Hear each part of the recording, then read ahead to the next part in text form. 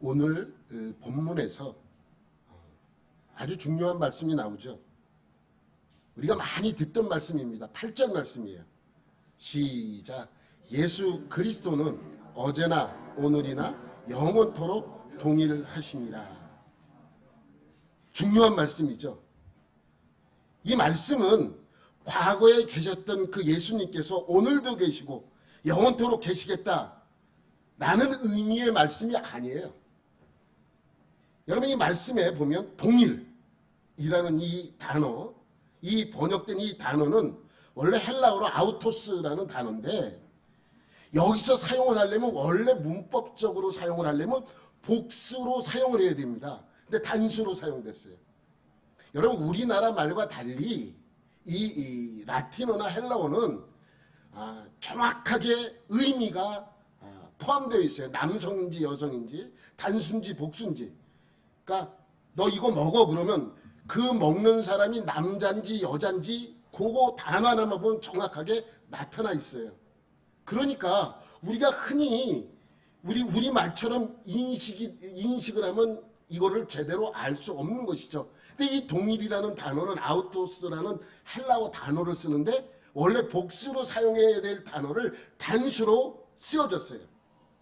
그래서 단순히 같은 사람을 의미하는 것이 아니라 하나의 변치 않는 것을 말하고 있는 것이죠.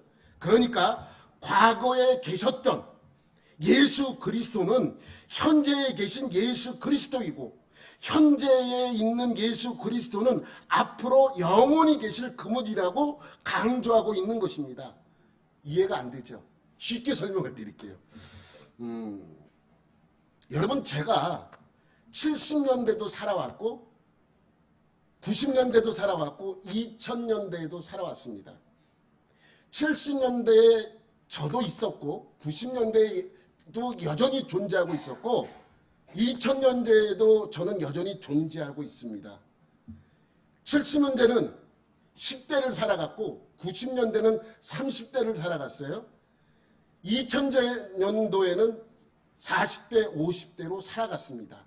그러니까 여기서 말하는 의미는 뭐냐면 70년대는 10대인 나이고 여전히 나이고, 90년대는 30살 먹은 여전히 나이고, 2000년대는 40대, 50대를 살아간 여전히 나이라고 여러분에게 설명드릴 수 있습니다. 근데 오늘 본문 말씀은 그런 얘기가 아니에요. 어떤 얘기냐면 70년대도 50대인 내가 여전히 살아있고, 70년대에 10대가 아닌 50대로 살아있고, 90년대에도 여전히 지금의 모습으로 살아있고, 2000년대를 살아가는 나도 여전히 지금의 이 모습, 이 나이대로 살아가고 있고, 앞으로도 영원히 이 나이대로 살아가고 있다는 것입니다. 이런 뜻이에요. 그래서 항상 신앙은 언제예요? 현재라는 거예요.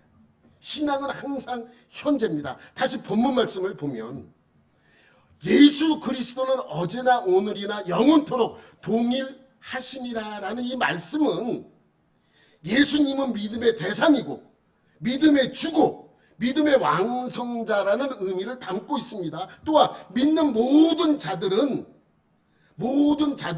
보존하시고 상 주시는 분이시며 모든 세대에, 모든 시대에 동일하신 분이라고 설명하고 있는 것이죠.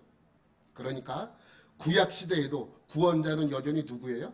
예수님 한 분이시고, 신약 시대를 살아가고 있는 지금 시대에도 구원자는 예수님 한 분이시고, 앞으로 영원히 우리를 구원해 줄 분은 예수님 한 분뿐이라고 강조하고 있는 뜻입니다. 이 말씀은 그런 뜻이에요. 쉽죠? 쉬워요. 어떻게 보면 좀 어려운 말씀 같지만 좀 쉬운 말씀입니다. 그런데 제가 중요하다고 한 이유는 이런 뜻이 있기 때문에 중요하다고 여러분에게 말씀드리는 것이 아닙니다. 오늘 본문에서, 이 본문에서 사용된 이 8절 말씀이 중요하다고 한 이유는 이 8절 말씀이 7절과도 연관이 있고 9절과도 연관이 있기 때문에 중요하다고 한 것입니다. 어떻게 연관이 있는지 한번 우리가 7절 말씀 한번 볼게요. 시작. 하나님의 말씀을 너희에게 일러주고 너희를 인도하던 자들을 생각하며 그들의 행실의 결말을 주의하여 보고 그들의 믿음을 본받으라. 누구를 말하는 것 같아요, 여러분? 누구를 말하는 것 같아요? 어떤 분들은 여기서 말하는 사람이 첫 순교를 한 스테반이나 헤롯에게 순교당한 야고보 사도라고 말합니다. 아니라고 말할 수 없어요. 왜? 그게 누군지 정확하게 밝히지 않고 있기 때문입니다. 여러분은 누구라고 생각하세요? 여러분은. 제 설교를 계속 들은 분들은 대충 이라고 생각을 할 겁니다. 여러분, 제가 여러분에게 히브리서를 설교하면서 제일 많이 한 이야기 중에 하나가 무엇입니까? 히브리서를 쓴 배경이죠. 히브리서를 쓰게 된 배경을 제일 많이 여러분에게 설명을 드렸을 거예요. 여러분, 히브리서를 이해하려면 히브리서를 쓴 배경을 알아야지만 이 말씀을 이해할 수 있습니다. 배경을 모르면 이해하기가 좀 어려워요. 그럼 간단하게 또 설명을 드릴게요. 히브리서를 쓴 배경은 AD 64년 로마에서 대화자가 일어났잖아요. 이것으로 인하여 네로가 기독교 박해를 시작을 하게 됩니다. 네로는 화재로 인해 백성들이 자기에게 등을 돌리고 폭동이 일어나기 시작하니까 두려웠던 네로는 그 화재의 책임을 누구에게 돌려요? 그리스도인들에게 돌립니다. 기독교인들에게 돌려요. 그리고 나서 기독교 박해가 본격적으로 시작이 됩니다. 박해가 어떠했는지는 더 이상 말씀드리지 않을게요. 많은 기독교인들이 죽었어요. 무차별적으로 잡아가두고 죽였습니다. 그러니 대부분의 기독교인들은 어떻게 해요? 도망가거나 숨어 다니게 됩니다. 또 로마 군인들은 반대로 그들을 잡으러 다니게 되겠죠. 숨어 지내던 그들을 색출하기 시작을 합니다. 이때 제일 먼저 잡힌 사람들은 어떤 사람들일까요? 어떤 사람들이 잡히고 어떤 사람들이 감옥에 갇혀서 죽게 되었습니까? 지도자들이에요, 지도자들. 왜 지도자들이 먼저 잡혔는가? 여러분, 일제 강점기 때를 한번 생각해 보죠. 일본은 우리나라 사람들에게 뭘 강요를 했어요? 신사참배를 강요를 했습니다. 신사참배를 하지 않으면 불이익을 주었기 때문에 대부분의 사람들은 신사참배에 가담을 합니다. 그 일반 사람들은 나에게 해를 주니까 가담하는 게 당연한 거예요. 나쁘다 좋다의 의미가 아닙니다.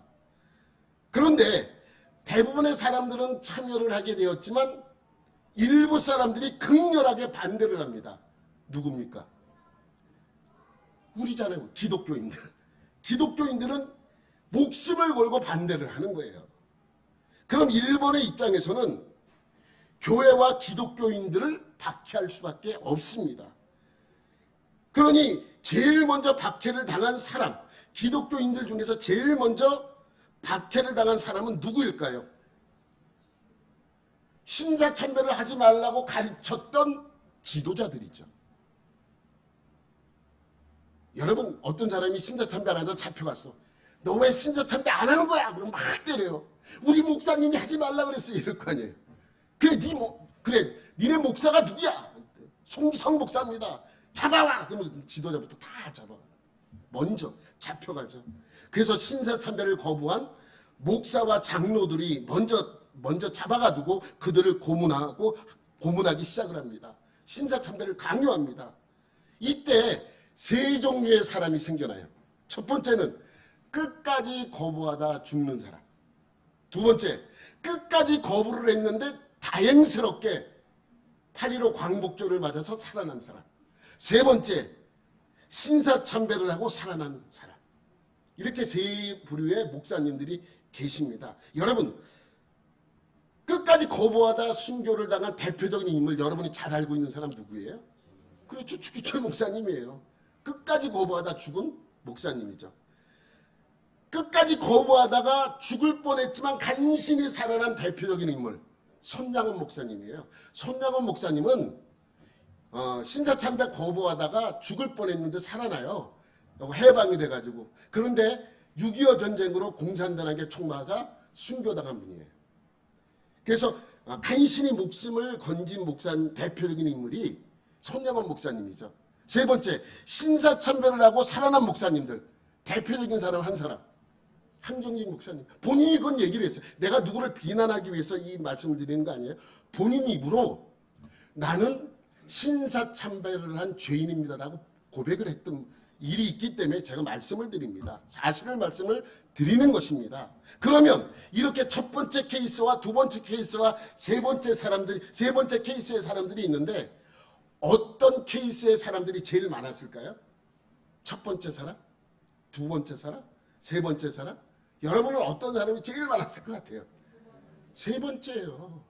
세 번째, 그들이 고문을 하고 박해를 하기 시작하니까 그들의 말에 순종하고 신사참배를 한 목사님들이 가장 많았습니다. 부끄럽게도. 근데 그 신사참배를 한 목사님들이 스스로에게 면죄부를 주기 위하여 총회에서 결의를 해요. 신사참배는 우상숭배가 아니라는 결의를 하고 그걸 공표를 하게 됩니다. 많은 목사님들이 또 단체로 가서 신사참배를 하기도 합니다. 그렇게 되니 일반 성도들은 신사참배 하겠습니까? 안 하겠습니까? 대부분 사람들이 하는 거예요. 그러니까 일본은 신사참배를 시키기 위하여 일반 성도들보다 누구 먼저 잡아가겠습니까? 당연히 지도자들이죠. 그러니까 그 다음이 쉽잖아요.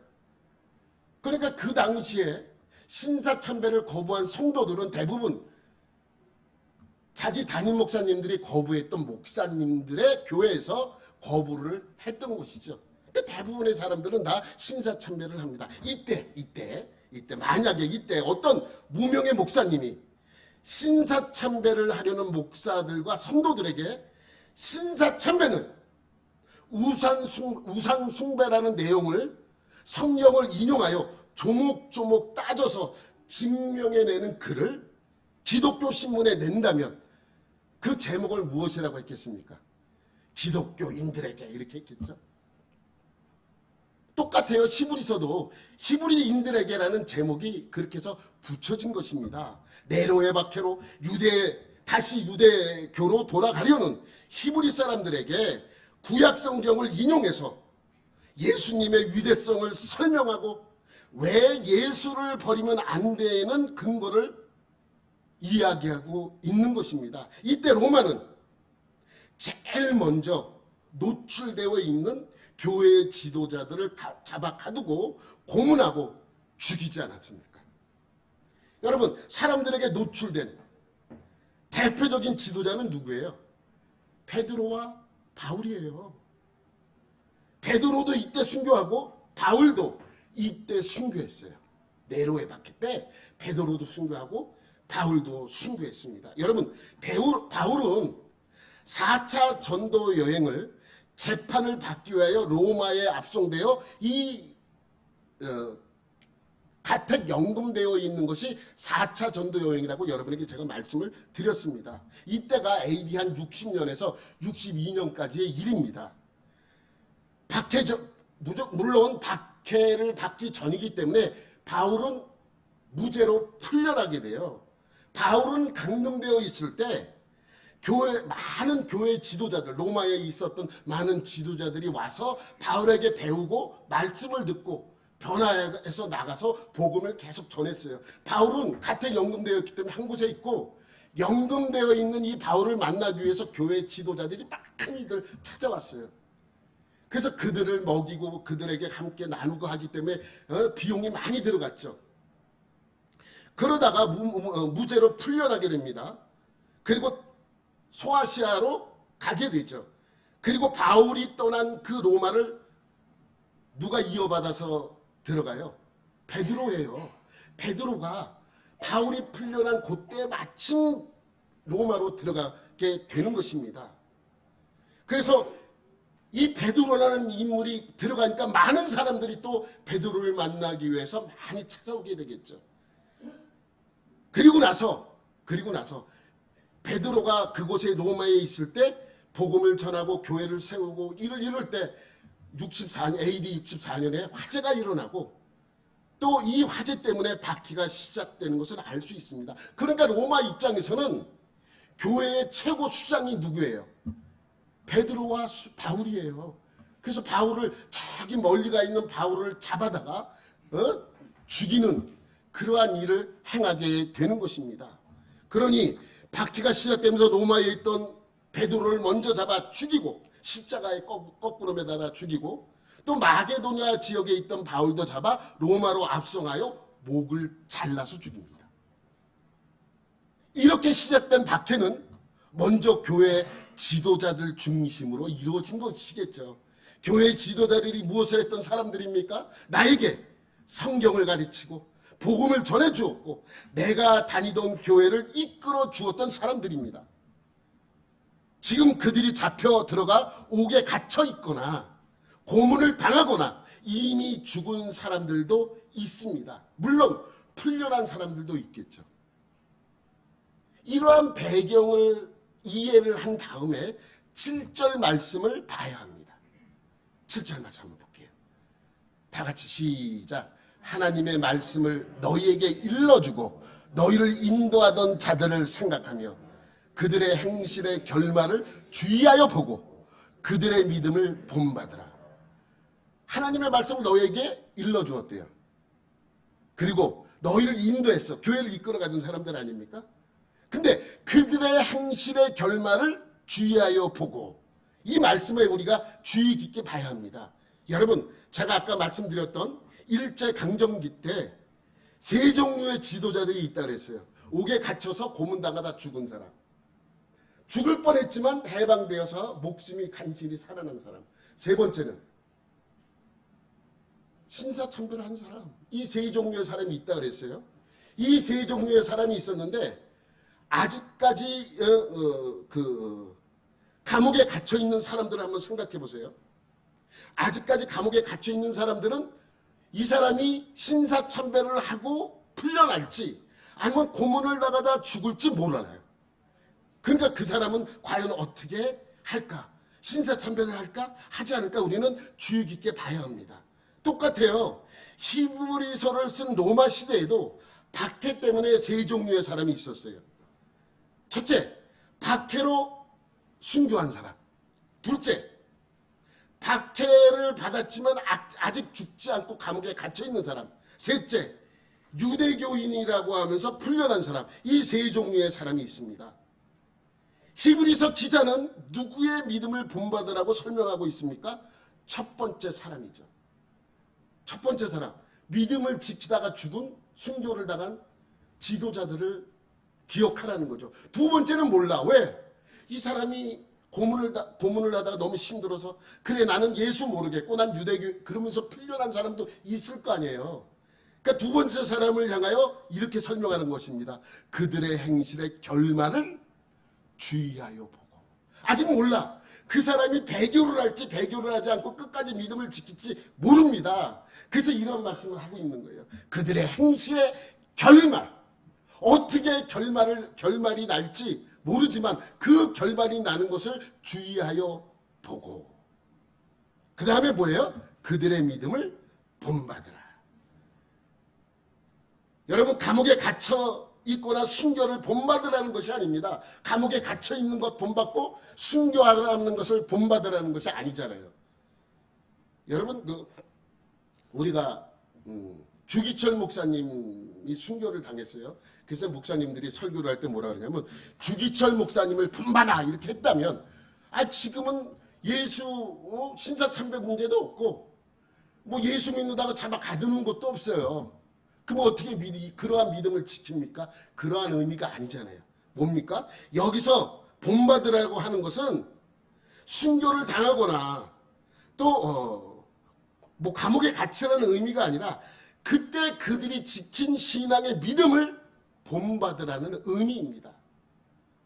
그래서 본문에서 그들의 믿음을 본받으라고 하는 것은 그들이 죽으면서까지 지켰던 신앙을 본받으라는 말씀이죠. 그럼 그들이 그렇게 죽어간 순교한 그들이 목숨을 내어놓고 지키려고 했던 신앙은 무엇입니까? 그들이 목숨까지 내어놓고 지키려고 했던 신앙이 무엇입니까? 8절이에요, 그게. 그래서 8절에 있는 거예요. 8절 봐봐. 예수 그리스도는 어제나 오늘이나 영원토록 동일하시니라. 그들이 지키고 싶었던 건 이거예요. 뭐라고요? 어제나 오늘이나 영원토록 동일하신 예수 그리스도를 끝까지 지키고 싶었던 거예요. 그래서 7절 말씀 다음에 8절 말씀이 나오게 되는 것이죠. 여러분, 예수님은요, 믿음의 대상이시고 믿음의 주이시고 믿음의 완성자이십니다. 또한 믿는 모든 자들을 보존하시고 상 주시는 분이시며 모든 세대에 동일하신 분입니다. 그러니까 이들에게 지금 이 말씀을 선포하는 이유는 뭡니까? 지금 박해를 받고 있는 지금의 예수님이나 박해를 받기 전에 있었던 그 예수님, 또 앞으로 영원히 우리와 함께 하실 예수님은 어떤 분이라고요? 동일하신 분이라고. 그래서 7절 다음에 8절 말씀을 언급하면서 7절에서 결과가 8절의 말씀으로 이어지는 것이죠. 그러면서 또 뭘로 이어져요? 9절로 이어져요. 이 9절 말씀도 뭐와 연관이 있다는 거예요? 8절 말씀과 연관이 있어요. 한번 9절 말씀 한번 보겠습니다. 시작. 여러 가지 다른 교훈에 끌리지 말라.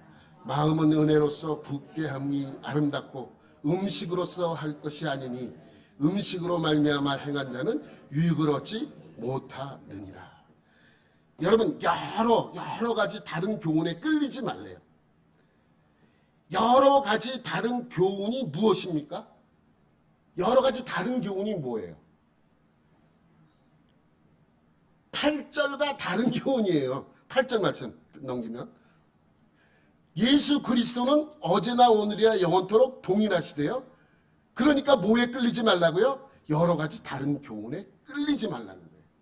그러니까 여러 가지 다른 교훈은 동일하신 예수님, 어제나 오늘이나 영원토록 동일하신 그 예수님과 다른 교훈이에요. 여러분, 그 예수님이 태어나시고 30세가 되어서 사역을 시작하십니다. 그리고 33세에 십자가에 못 박혀 죽으셨어요. 이거 다 아는 내용이잖아요. 그리고 며칠 만에 부활해요? 3일 만에 부활하세요. 맞죠? 제가 틀린 거 얘기하지 않았죠?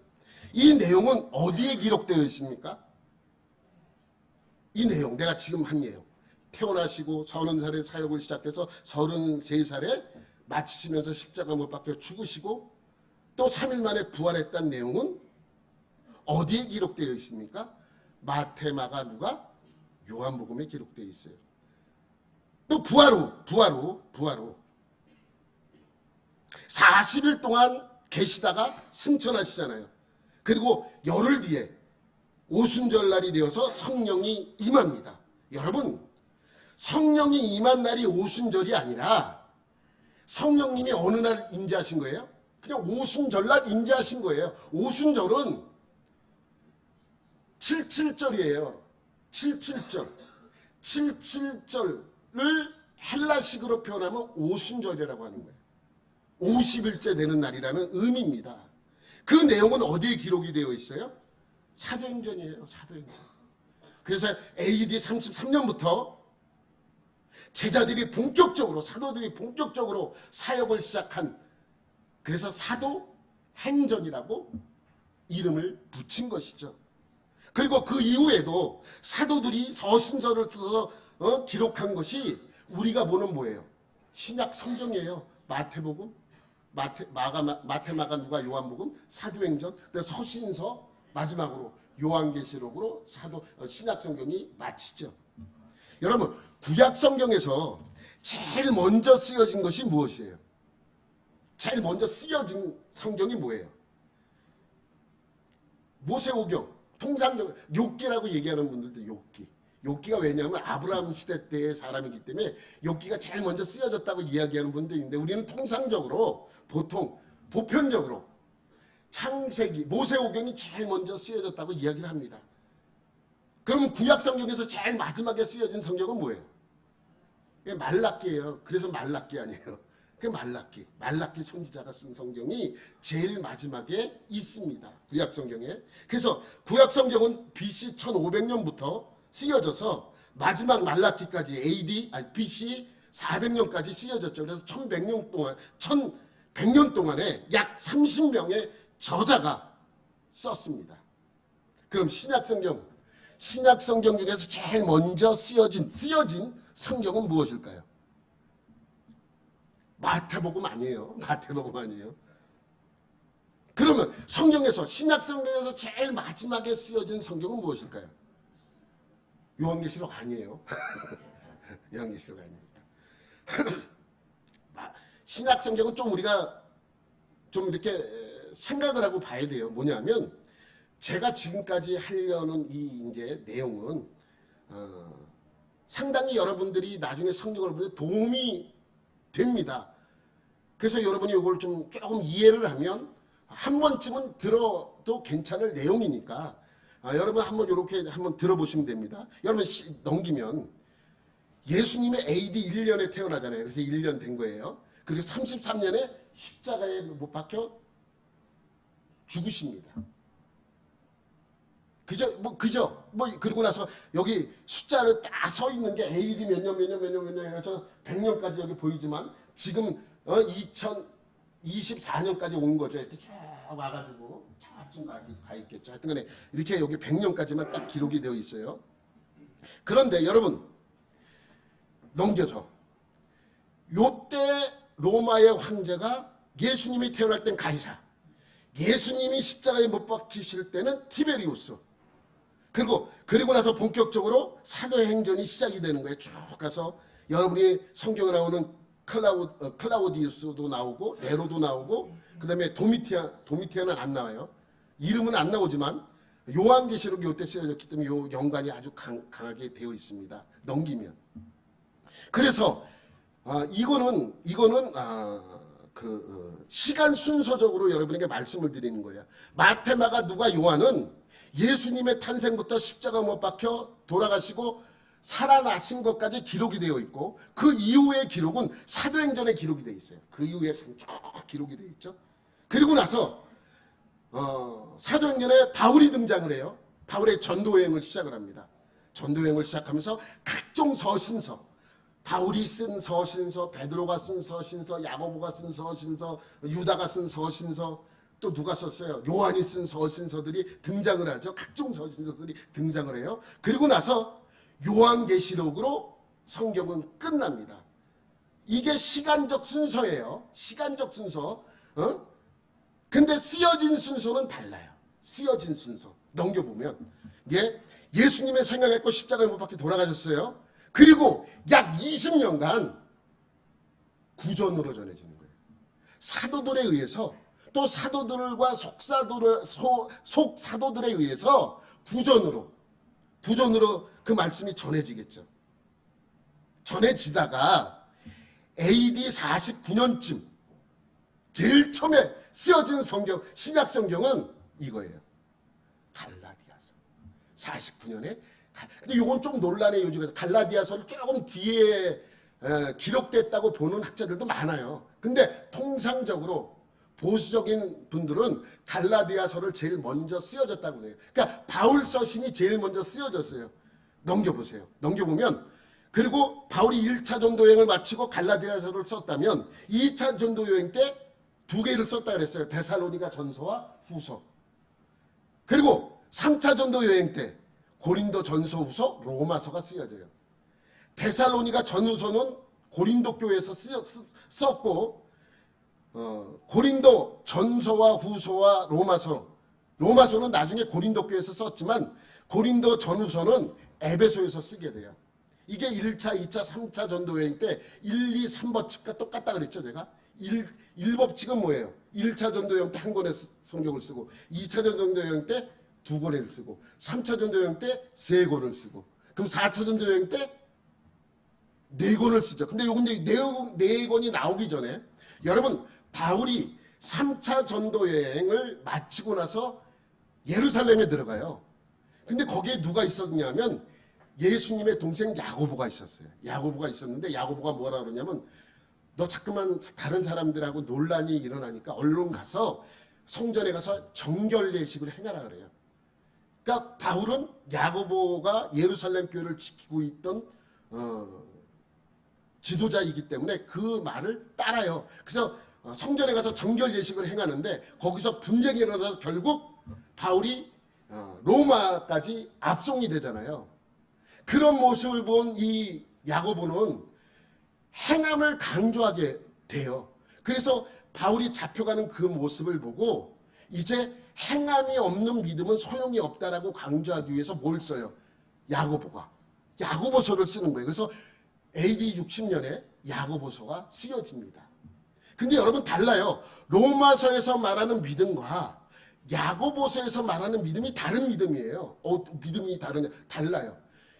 로마서에서 말하는 믿음은 예수 그리스도가 나의 구원자라는 믿음이고, 야고보서에서 말하는 믿음은 내가 하나님을 믿는 믿음이에요.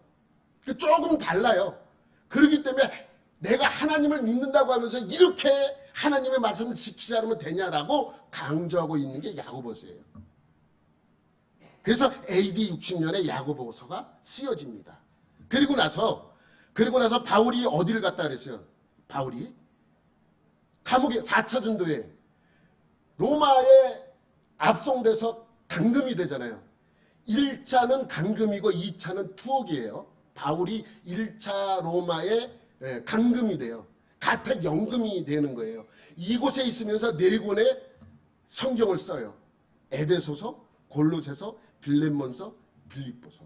이 4권의 성경을 쓰게 되는 것입니다. 4차 전도회는 몇 권의 성경을 쓴다고요? 4권 쓰는 거예요. 그래서 이 4권은 감금되어 있으면서 썼기 때문에 옥중서신이라고 이야기를 하는 것입니다. 그리고 나서 이것을 쓰고 나서 62년에 바울은 풀려나요. 그래서 마게도냐 지역으로 갑니다. 그 사이에 누가 와요? 베드로가 들어오잖아요, 로마에. 베드로가 로마에 들어오는데 혼자 들어오는 게 아니라 베드로를 쫓아다니는 많은 제자들이 있었잖아요. 그 중에 한 명이 마가라는 사람이에요. 마가 요한. 마가라는 사람이 베드로와 함께 다니면서 베드로가 늘 설교했던 내용이 뭐겠어요? 예수님의 탄생부터 있었던 그 일들을 쭉 설교하잖아요. 내가 예수님을 갈릴리 호숫가에서 만났는데 뭐 이렇게 막 설교한 내용을 종합해서 나중에 베드로의 간증을 바탕으로 복음서를 쓰는 것이 마가복음이에요. 넘겨보세요.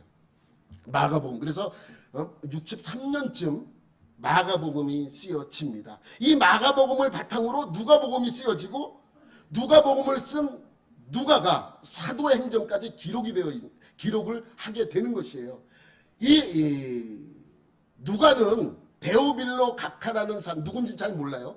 데오빌로 각하라는 사람에게 누가복음과 사도행전을 기록해서 보내는데 이 사도행전 기록이 가택연금 되어 있을 때로 마감이 돼요. 그때로 끝나요. 그러기 때문에 62년에서 4년 사이라고 보는 것입니다. 그래서 64년쯤에 누가복음과 사도행전이 기록이 되어 있습니다.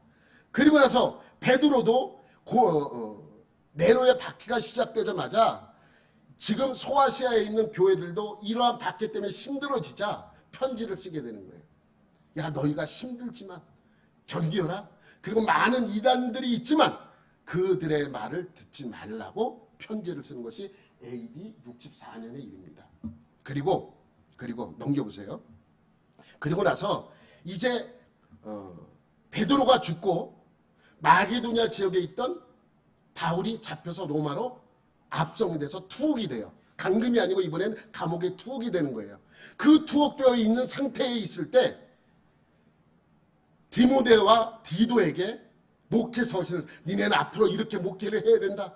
내가 없더라도 너희들은 이 믿음을 지키고 말씀을 잘 전하기 바란다라는 목회 서신을 쓰는 것이 디모데 전서와 디도서예요. 그러면 디모데 후서는 뭐냐? 내가 지금 너무 힘들어. 그러니까 내가 어디에 들려서 내가 예전에 놔두고 온 옷을 좀 가지고 와. 나를 방문해 줘 하는 그 부탁의 말을 하는 것이 디모데 후서예요. 그리고 나서 넘기면 이제 핍박을 아직도 핍박이 이어지고 있잖아요. 왜냐하면 AD 68년에 네로의 박해가 끝나요. 왜냐하면 네로가 죽기 때문에 68년에. 그래서 67년쯤에 어떤 성경으로 아주 해박한 어떠한 무명의 사람이, 누군지는 몰라요, 무명의 사람이 그들에게 신앙을 지키고 그 고난을 이겨내라고, 그리고 유대교로 돌아가려는 히브리인들에게 지금 예수 그리스도가 얼마나 위대하신 분인가, 얼마나 우리에게 중요하신 분이라는 것을 쓰는 내용이 바로 히브리서죠. 그리고 70년에 유다서가 기록이 됩니다. 넘기면.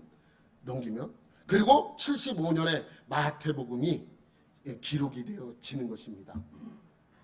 마태복음이 먼저 기록된 거, 마태복음은 한참 뒤에 기록이 되죠. 여기서 끝나느냐? 아니에요. 뭐가 남았어요? 요한에 쓴 책들이 남아있어요. 넘기면 이제 도미티안 박해가 시작이 돼요. 도미티안은 스스로 신이 되고자 했던 사람입니다. 똑같아요. 천황을 신으로 섬기기를 거부하는 기독교인. 도미티안이 신으로 등극을 하자 그것을 거부하고 그것을 인정하지 않았던 기독교인들, 박해가 시작이 되죠. 근데 박해가 시작되니까 이때 요한은 나이가 많아졌어. 이제 많아졌기 때문에 예수님의 일생을 다시 한번 기록을 하는 것이 요한 복음이죠. 그러던 중에 도미티안 박해 중에 이 요한이 큰 역할을 하니까 도미티안이 이 요한을 잡아다가 에베소 근처에 있는 반모섬이라는 그곳에 유배를 해버립니다. 그런데 이것도 하나님의 계획이겠죠. 그 반모섬 한쪽에 동굴이 하나 있었는데 그곳에 가서 기도를 하다가 계시를 받게 돼요. 그거에 요한 계시록입니다. 그리고 도미티안이 96년에 죽어요. 6년에 죽으니까 이제 요한이, 도미티안이 죽자마자 풀려나요. 나이가 많은 요한이 풀려나서 에베소로 다시 돌아오게 되죠. 그리고 돌아와서 뭘 써요? 요한 1서와 2서와 3서를 쓰게 되는 거예요. 그러니까 마지막으로 쓰여진 성경은 요한 1서인지 2서인지 3서인지 몰라요. 거의 같은 시기에 쓰여졌기 때문에 이 요한 1서, 2서, 3서가 마지막에 기록이 된 것입니다. 여기 보세요. 여기 한번 째려보세요. 째려보면 대부분 예수님 시대에는 기록서가 없어요. 왜 갈라디아서, 데살로니가 전후서, 고린도 전후서, 로마서가 기록되어 있는가? 제일 중요한 이유가 무엇이겠습니까? 여러분, 히브리서를 쓸 당시에 67년에 박해가 가장 큰 문제죠. 그 다음에 문제가 뭐예요? 이단들이에요. 이단들. 자꾸만 거짓 선지자가 등장을 하고 거짓 가리키는 자들이 등장을 해서 이상한 복음을 전하는 거예요. 그러니까 예수님의 제자들, 여러분 이때를 한번 상상해 보세요. 이 성경이 없을 때, 구전으로 전해졌을 때 가장 권위가 있던 사람들은 누굴까요? 20년 동안 아무 성경이 기록되어 있는 아무것도 없었어요. 오로지 구전으로만, 사도들이 전하는 구전으로만 전해진 예수님만 전할 뿐이었어요. 그러면 이때 가장 권위가 있던 사람은 누굴까요? 사도들이죠. 사도들은, 야, 내가 예수님과 어느 날 얘기를 하다가 예수님께서 이런 말씀을 하셔서 저런 말씀을, 그럼 꼼짝 못하는 거죠. 여러분, 바울이 2차 전도여행 때 고린도 교회에 가서 있을 때, 그리고 돌아왔어요. 그리고 3차 전도여행 가서 에베소를 갔어요. 근데 에베소에서 들리는 소식이 뭐예요? 2차 전도를 했던 고린도 교회 문제점이에요. 나눠졌어요. 어떤 사람은 바울파, 어떤 사람은 베드로파, 어떤 사람은 아볼로파, 어떤 사람은 그리스도파로 나눠진 거예요. 베드로파는 베드로가 와서 가르친 것이 아니에요. 베드로에게 배운 사람이 와서 가르친 거예요. 근데 그러다가 사도가 등장을 해서 니들이 잘못한 거야. 그러면 아무리 속사도가 옳게 가르쳤어도 사도가 등장을 했다면 속사도는 아무 의미가 없죠. 그래서 그 당시 가장 권위가 있던 사람들은 12사도, 그 다음에 120명의 사도, 오순절날 마가의 다락방에서 있던 120명의 사도들이에요. 그들도 사도들이에요. 그리고 나서 이 사도들에게서 배운 속사도들의 그 다음으로 권위가 있었겠죠. 그런데 이들이 지내면서 자꾸만 이상한 것이 나오니까 글로서 편지를 쓰는 거예요. 내가 가지 못하니까 글로서 편지를 남기게 되는 거예요. 그래서 고린도 교회에 편지를 쓰고 또 에베소 교회에 편지를 쓰고 빌립보 교회에 편지를 써서 이렇게 편지를 남긴 거예요. 그러니까 여러분 이걸 가만히 보세요. 뒤로 올수록 100년 사이에 50년부터 100년 사이에 9명의 성경 기록자들이 27권의 성경을 남긴 거예요. 그러니까 여러분 가장 많이 쓰여질 때가 언제예요? 네로 박해 전후로 가장 많은 성경이 쓰여졌어요. 왜 그랬는지, 왜 그랬냐고요? 가짜 교훈들이 나오니까. 여러 가지 다른 교훈, 여러분 넘기면 아까 우리가 봤던 9절 말씀이 있어요. 9절 말씀. 여러 가지 다른 교훈에 끌리지 말라. 이 말씀을 우리가 그냥 허투루 읽으면 안 돼요. 지금도 얼마나 많은 이상한 이단들이 등장을 해서 우리를 미혹하고 잘못된 것들을 가르치고 있습니까?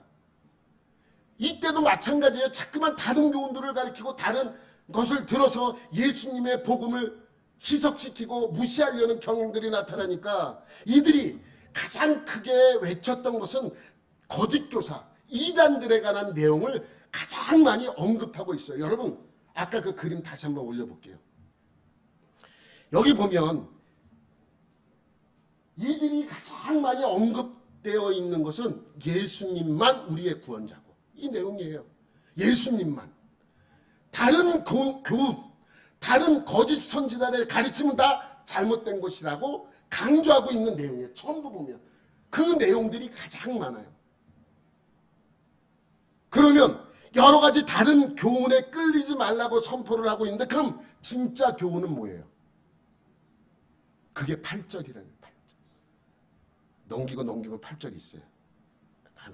그래서 8절 다음 예수 그리스도는 어제나 오늘이나 영원토록 동일하시니라 라고 하면서 다른 교훈에 이끌리지 말라라고 선포하고 있는 것입니다. 여러분 어제나 오늘이나 영원토록 변함없이 예수 그리스도를 제외한 다른 교훈에 끌리지 말아야 합니다. 우리의 구원자는 예수님 외에는 없습니다. 단 한 분뿐이십니다. 과거에도 그랬고 지금도 마찬가지고 앞으로도 우리를 구원하실 분은 예수님 한 분뿐이십니다. 여러분 예수님은 2000년 전에 나를 위하여 십자가에 못 박혀 돌아가신 것이 아니에요. 2000년 전에 그 일을 한 것이 아니라 지금 나를 위하여 지금 십자가에 달리신 것이죠. 그래서 신앙은 언제나 뭐예요? 현재. 예수님은 2000년 전에 못 박힌 것이 아니라 나를 위하여 지금 못 박히신 것이죠. 여러분의 신앙은, 우리의 신앙은 예수님을 빼놓고는 생각할 수가 없습니다. 추적을 맞는 한 주간도 우리의 믿음과 신앙을 지켜 우리의 구원자가 되시는 예수님을 끝까지 의지하는 여러분들이 되시기를 예수님의 이름으로 축원합니다. 하나님 아버지 감사합니다. 우리의 구원자이신 예수님만을 바라보고 나아가는 우리 모두가 되게 하여 주옵소서. 그래서 우리의 신앙은 현재 이 자리 우리에게 임하는 하나님의 말씀임을 다시 한번 고백하고 하나님만을 바라보며 나아가는 예수님만을 의지하는 우리 모두가 되게 하여 주옵소서. 모든 것 감사드리며 예수님의 이름으로 기도드립니다. 아멘.